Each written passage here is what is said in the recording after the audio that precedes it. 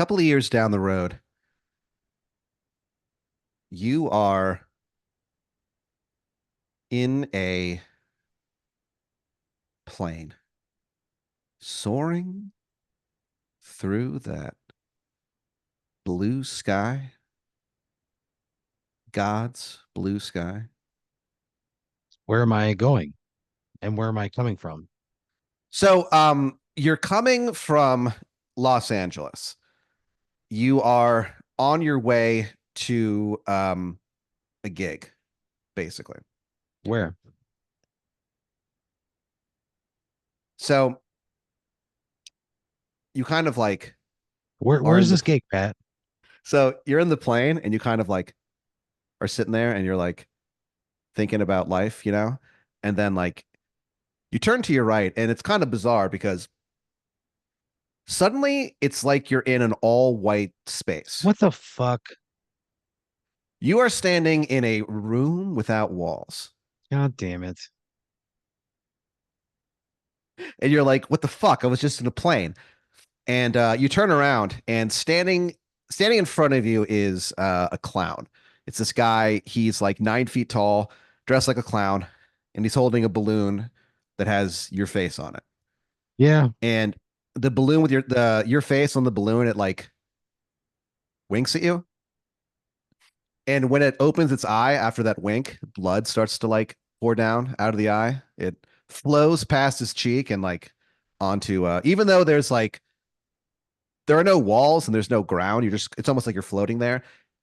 It falls to like where the ground would be and goes plink.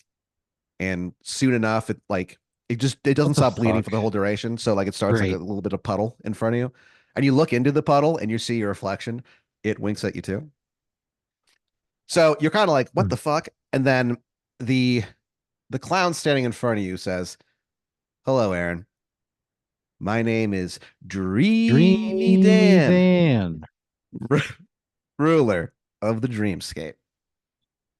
He goes, and welcome to the Dupo Chronicles, God damn it. Chapter 6. The balloon pops. You wake up as the plane is like landing, you know, right outside of Dupo, Illinois, the place that made you, your hometown, the place that, even though like you haven't been there in a minute, you haven't lived there in a long time, whenever anyone says the word home, you think of Dupo.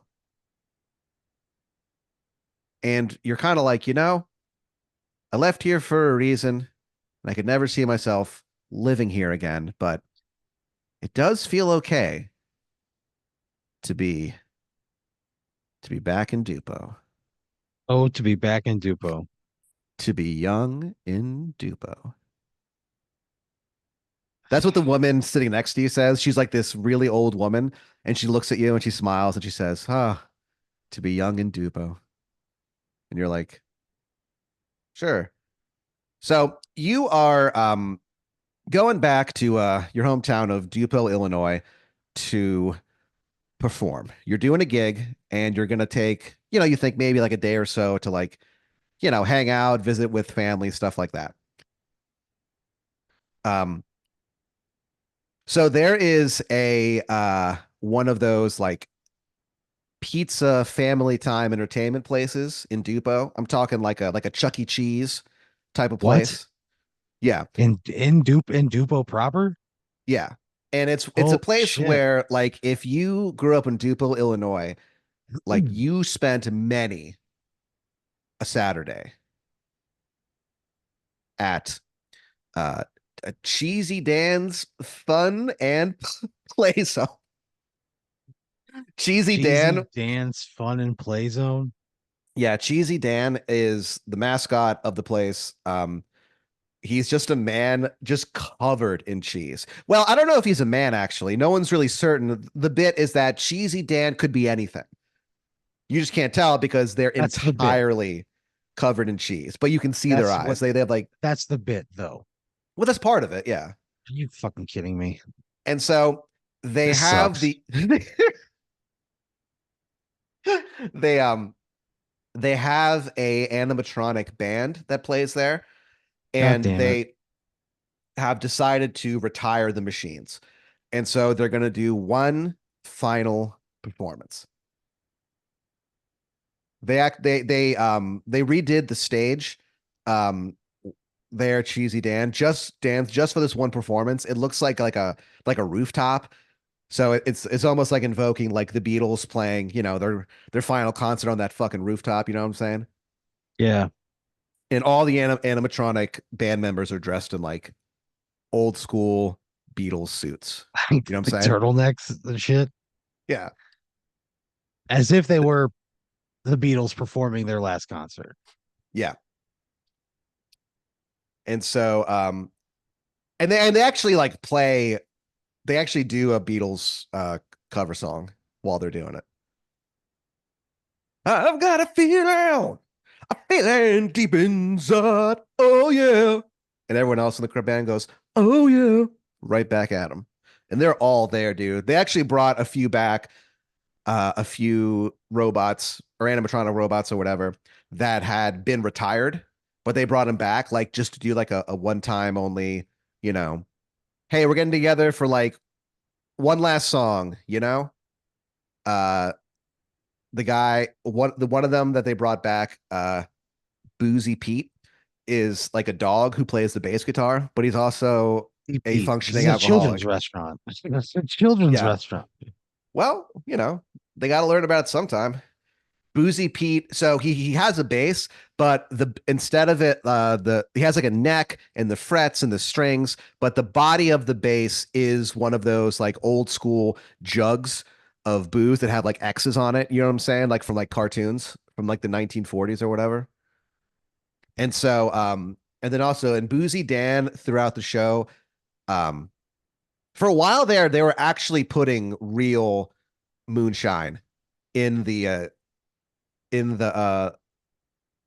jug there, What? but they realized like, well, that's probably not a just for like safety reasons and stuff. There's a lot Yeah. of electronics involved Why would that be a good idea anyways? because they Again, this is were a children's restaurant. Why is there unattended moonshine just hanging out in this jug? because they were so the thing that set Cheesy Dance apart from a lot of the other imitators is that these guys cared about their product. They weren't going to just do some stupid bullshit, cookie cutter thing. You could go to Chuck E. Cheese for that shit. That's what the head of animatronics of Cheesy Dance would say. Um, She can go to Chuck E. Cheese for that shit. yeah, his name is Jesus. um Jack Ketchum, Ketchum, and Jack is like, yeah, he goes, look, we're gonna push the boundaries. We're gonna stay within, the family entertainment thing. It's not going to be like it's inappropriate stuff, but we are going to challenge our our patrons sometimes. And we're going to also go, again, if you want some lame shit that never changes, go to Chuck E. Cheese. But at Cheesy Dance, like every week, they have a different repertoire. They have So they're different updating songs these performances regularly. on a weekly basis. Jesus. Yeah, he views it as like the Saturday Night Live version of family pizza entertainment, of the animatronic entertainment, I guess. Yeah. So he updates the skits that they do, the banter and it features, topical references. The mayor of Dupo at one point had to leave office because he was caught uh distributing like burned CDs of bands. Yeah, that's a very Dupo crime. Yeah, his thing was like he was the only person in Dupa who had a access to like file sharing, like Napster or whatever.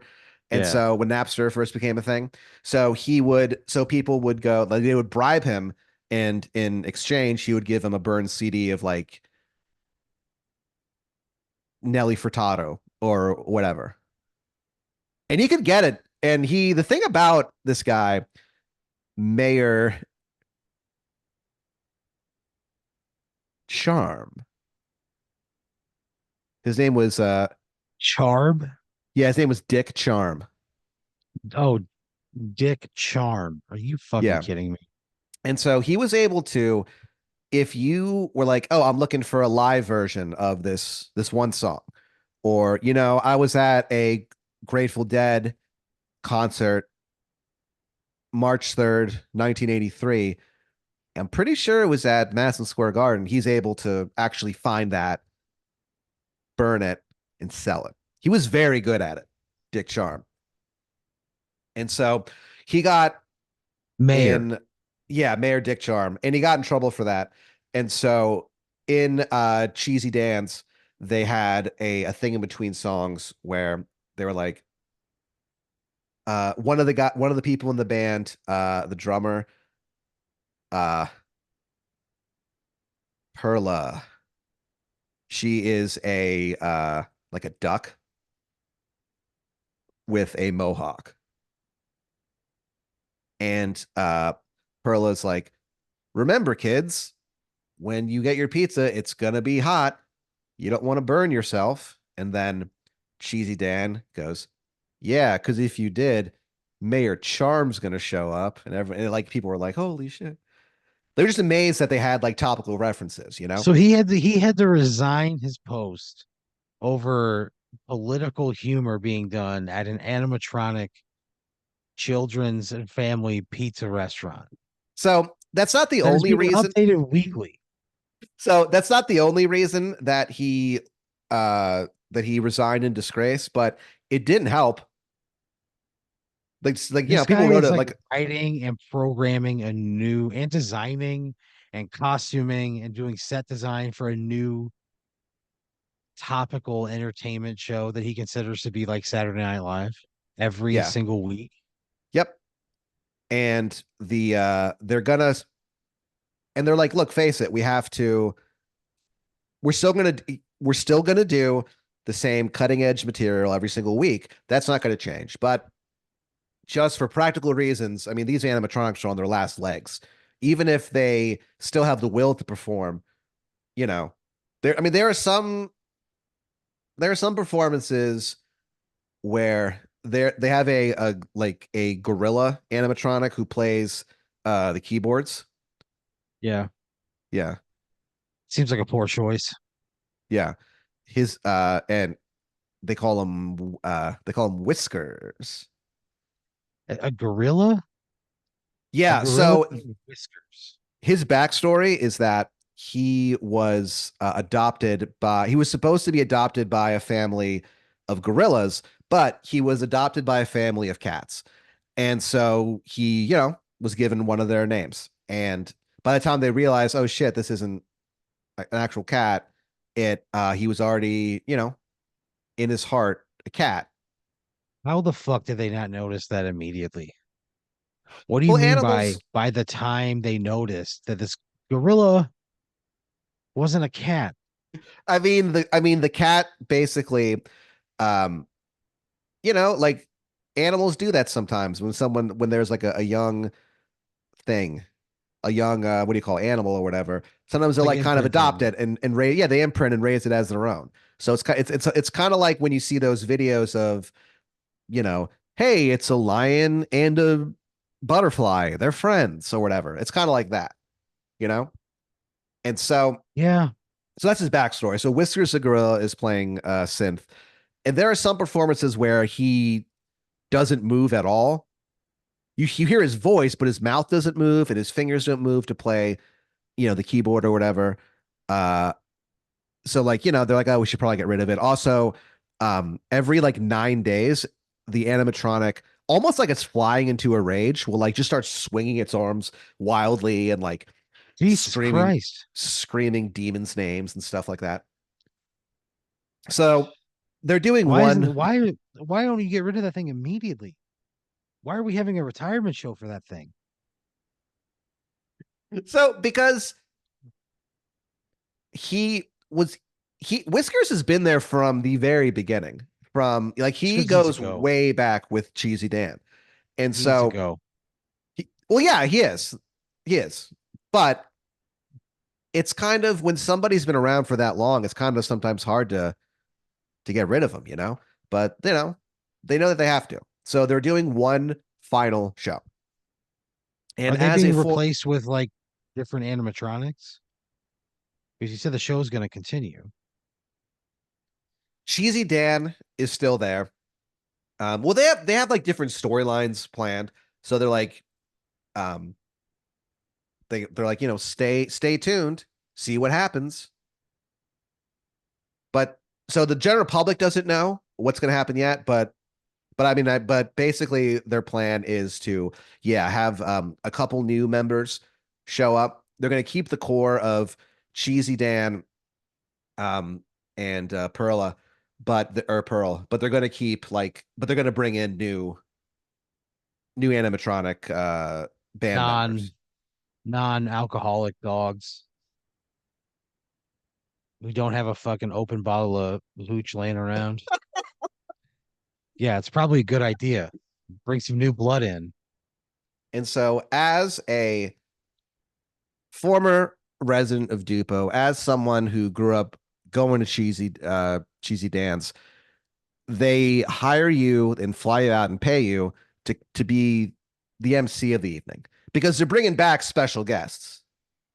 You know, like I No. said, the alcoholic Who? dog and stuff like that. So they need some Okay. time to set them up and stuff like that. So basically, they have you do they have you do some time. They do giveaways, ticket giveaways, and stuff like that. That you give out to people. Um, there's a guy there. There's a guy there who is turning 40, and his friends want to do a roast, and so they give you some information about the guy, and you write some roast jokes about him. So you do God like a damn mini it. roast for this guy who bursts into tears. He did not know it was going to That happen, and sucks. I don't That's not my thing. It's like not at all my thing. well, you thought that it was like a good natured thing, you know? It's not like you just went after this guy. You assumed that he knew that he was getting roasted, but he No, did but he not, didn't. and he was deeply hurt. Great. So you're in Dupo, hanging out. You do the gig, things go pretty well, you know, as far as these things go. And you're staying at the finest hotel in Dupo, Illinois. There is currently not a hotel in Dupont, Illinois. So whatever gets built by default becomes the best. Right. So, and they acknowledge that it's kind of a tongue-in-cheek thing they do, where they go, "We're the best in town, but technically also the worst." It's like a little joke they do. Yeah, sounds very funny. So you're staying there. It's this place called the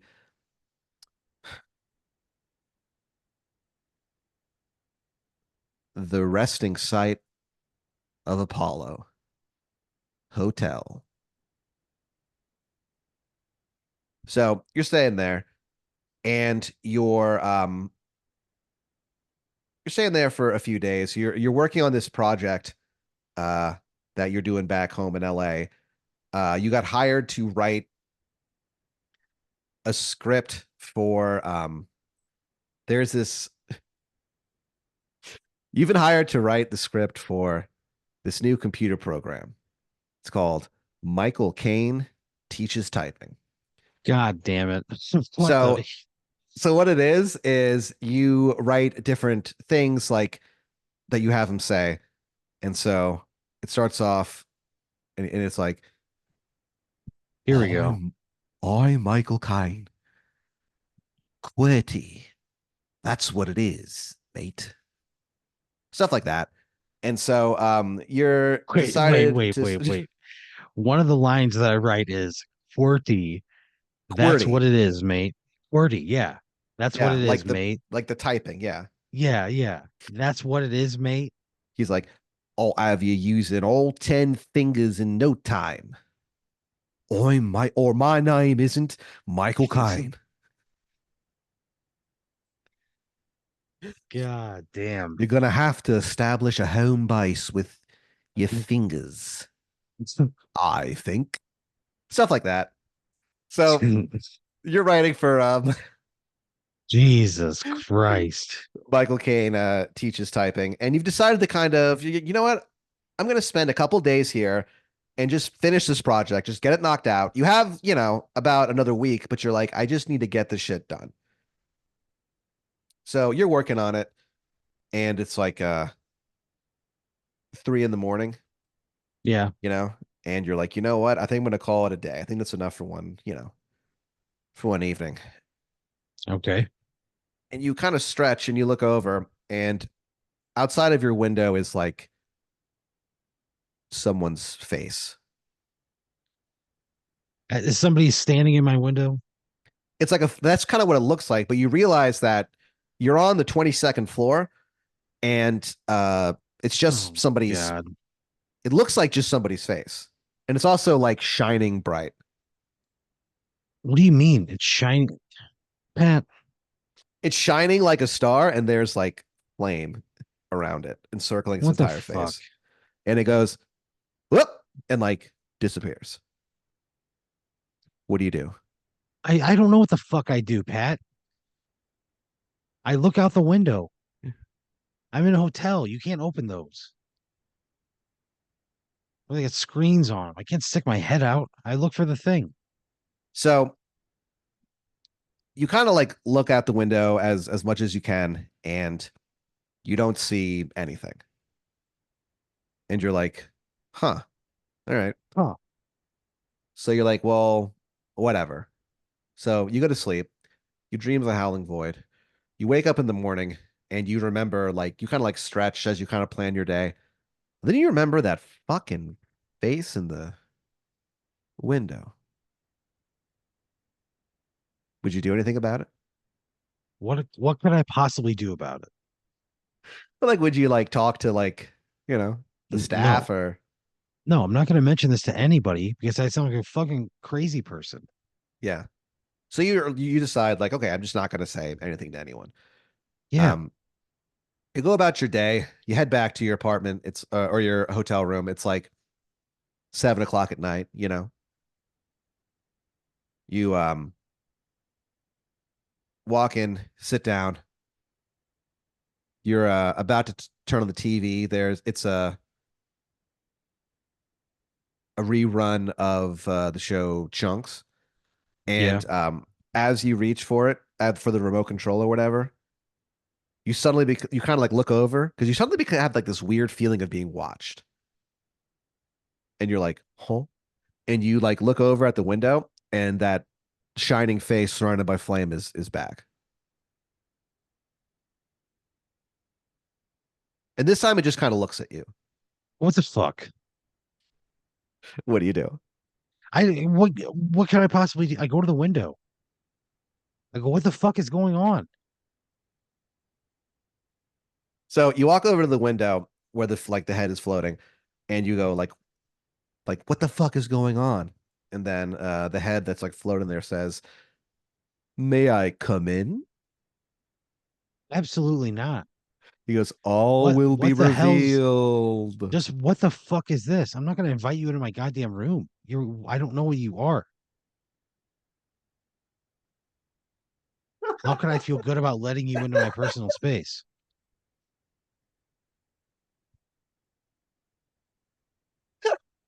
So he goes as like the face is like floating there. He just says, "Aaron, let me in, please." No, no. What are you? What? The face like fades away. Great. I don't know what the fuck is happening. So you had ordered some room service. Yeah. So there's a like a knock on the door. You walk over, you look through the peephole, and it's just like a guy who works for the Yeah. yeah.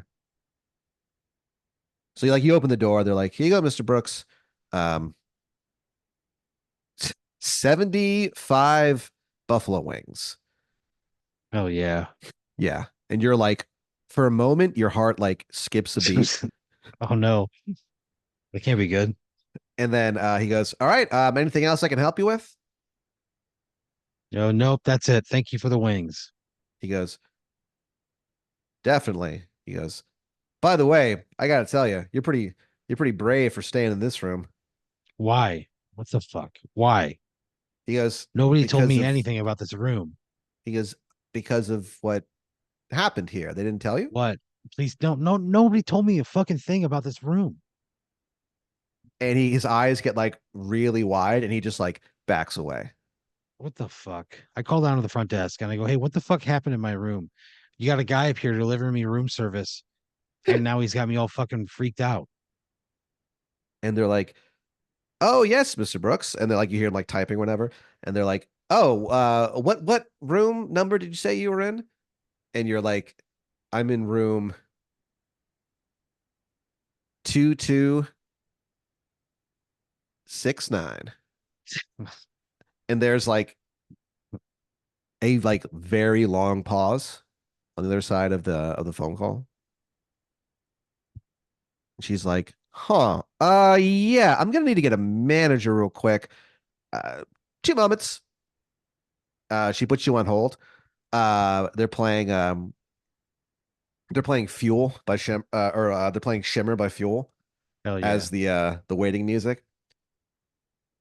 And you hear like a click, and then you hear a guy be like, hello? Yes, Mr. Brooks. I understand you're in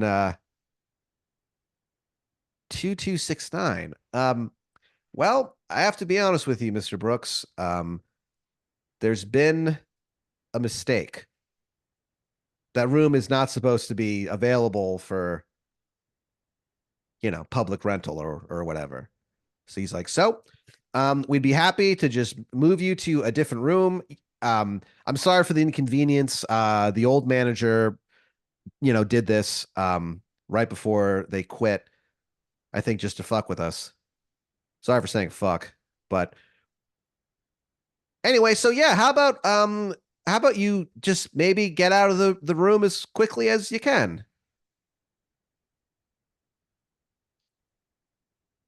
What the fuck? Why? He goes, yeah, like maybe like right now, maybe get the hell Yeah, out let of me get my there. shit and I'll get the fuck out of this fucking room. He goes, God, no, what a don't bunch even of do that. bullshit. You turn, and in the Fuck window you. is that face, but now it's like bigger than it was before, and it's turned Great. like it's turned a hue of black that you didn't even. It's blacker than like sleep. Vanta You know what I Black. mean? It is Yeah. black, yeah.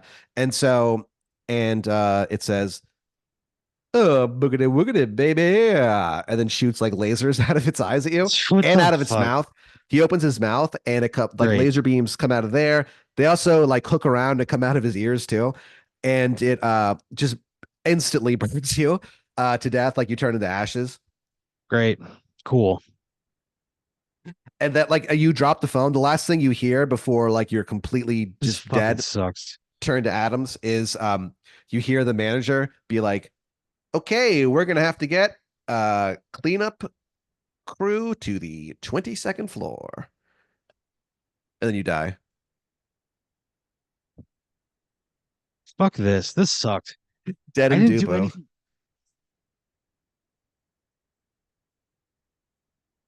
I That was so fucking frustrating. Why? Why do you think, Pat?